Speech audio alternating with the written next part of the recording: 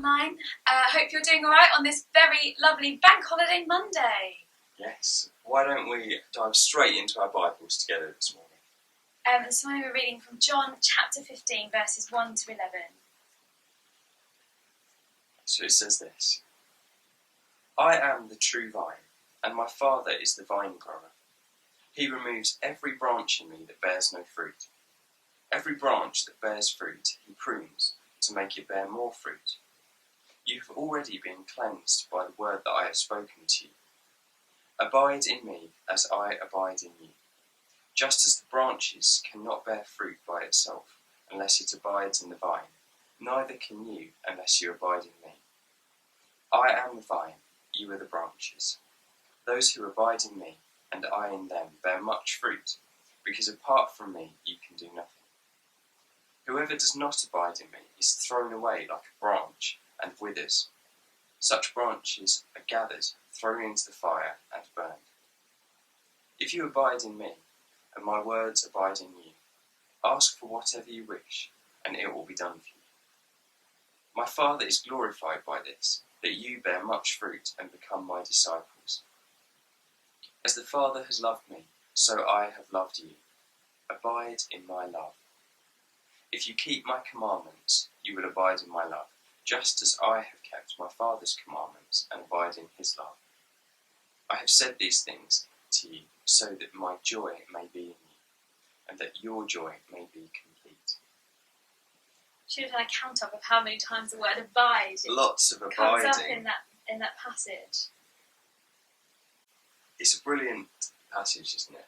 It's such rich imagery, and it's particularly relevant for me because I didn't know we were reading from this morning, but I spent yesterday in our garden pruning a bush, and so I've got some first-hand experience of what this is like, and I didn't have much of it before. But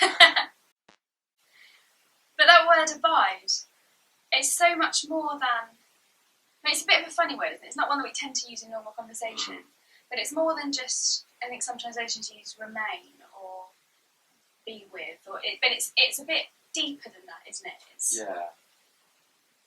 Yeah, it's like this. It's like you're sort of doing your resting, isn't it? It's like an active being, something that's more meaningful. Yeah, and I think the amount of times that it's just used, just kind of, you can't get away with reading this passage and not coming to the end and thinking, okay, abide in Jesus. All right then, got it. I really like that there's kind of the two aspects when Jesus is talking about kind of branches that bear fruit and pruning. He says that the branches that don't bear fruit, those that aren't doing what they're supposed to, and we could look at that and say perhaps the unnecessary things in our lives or things that aren't as very good in our lives that we shouldn't be doing perhaps. Jesus would be saying to us, prune them, cut them things back because they're not good for us. But then it also says, and this is the bit that's almost more surprising, that prune back, my Father will prune the branches that do bear fruit so that they can bear more fruit. And I think it's amazing that God isn't just satisfied for us to do good things and have good lives. He wants the very best for us, even if we have to kind of cut back something good to get what God wants to give us. And as we move through different seasons as well, things change. And I think anyone who gardens will know that when something gets to the end of flowering, it's always good to give it a prune back so that it can spend a bit of time recovering, recouping a bit of energy before it then comes and flowers and bears more fruit.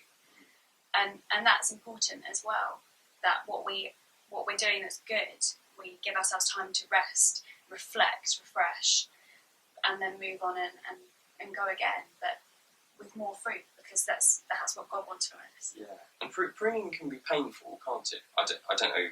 I don't think bushes feel anything when you prune them back, but we do when we can kind of cut things out of our lives. It can be hard, but it's always a short-term pain for a long-term gain, isn't it? Yeah. The church I grew up in had a few tapestries on the wall, and this was one of them. And it had a tapestry of this verse, and it had this beautiful grapevine across it. And I remember kind of it as far back as my memory will go. I remember that tapestry being up on the wall in this church. But where they tapestried the 15 on for John chapter 15, I always thought it said John is. So this has always been the John It Is verse for me, and I've always thought of those vines and those branches on that tapestry. Funny. Great reminder. Isn't it strange the things that stick Yeah. with us like that? Shall we spend some time praying? Yeah. That's...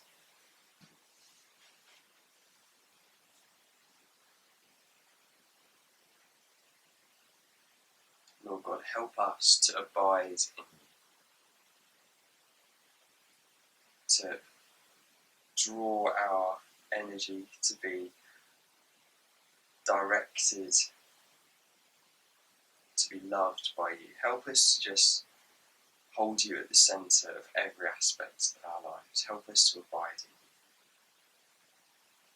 in you. Lord, if there's anything in our lives that you want us to prune back, whether it's something that's not very good for us, or whether it's something that's good and you want something even better for us, would you help us to notice that and give us the strength to do that?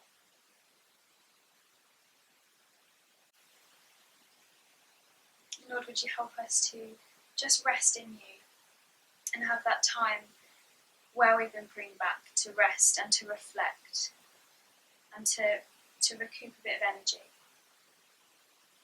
And we pray, especially on this bank holiday, that people will have time to rest, to regain a bit of lost energy. Pray that you'll keep people safe, and especially with social distancing and coronavirus, that people will just be mindful of those around them and will maintain safe distances.